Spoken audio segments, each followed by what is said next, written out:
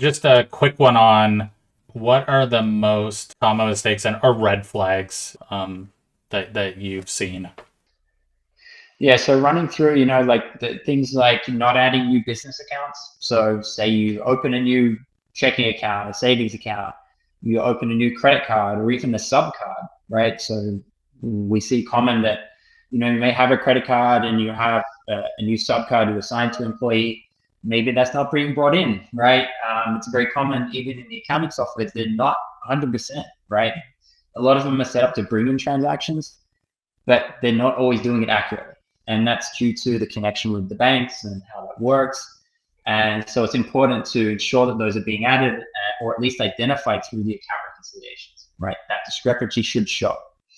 Coding credit cards as credit card payments as expenses rather than a repayment of the liability, will duplicate your expenses and show a lot more expenses than what you actually have.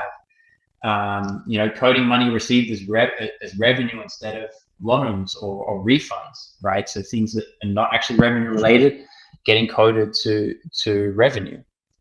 Not reconciling, obviously, is a big problem. And as you say, like if you're not doing it consistently, there's no real reliability on the accuracy of your reports. Not splitting loan payments. So loan payments, usually there's an interest principal portion. So doing that split, generally your liability should be your principal portion, and your interest portion should be going to your profit and loss as an expense.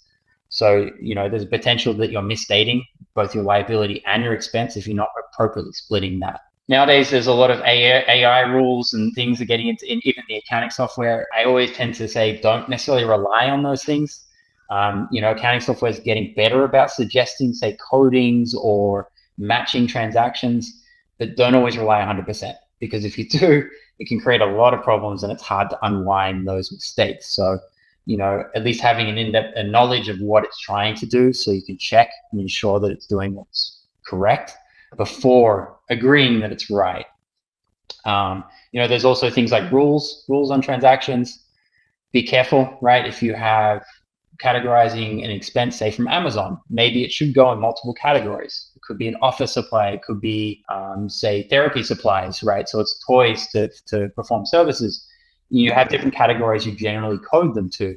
You don't want to set up a rule that's going to be general, right? You want to ensure that they're getting coded appropriately.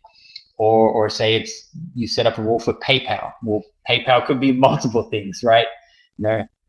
It could be, contracted service, cleaning, it could be purchasing equipment, multiple things. So just be careful with those kinds of things and applying general rules. And then getting back to payroll, just getting an understanding of your employee benefits, right? Not duplicating that expense. If you're invoicing, how is the payroll entries getting recorded for your employee benefits? And making sure you're not duplicating expenses around that. My silence is just, I'm just processing and taking all of this in because, not a lot of professionals would understand all of those pieces, because I'm thinking to myself, oh, did we do that? Did we, because it's true. Like you have multiple reasons, uses of Amazon and PayPal and whatnot. And then also, like, are you duplicating those? That's a lot to really think about. That kind of falls in that category of you don't know what you don't know until, you've made that mistake and you learn. Again, just going back to the knowledge that you have, that there's just, it's different. We talk about going with a general employment attorney. They're going to know some stuff, right? Of course. But if they don't know ABA, man, that's tough. They can certainly write an employee handbook for an office space, but they just don't have that general knowledge.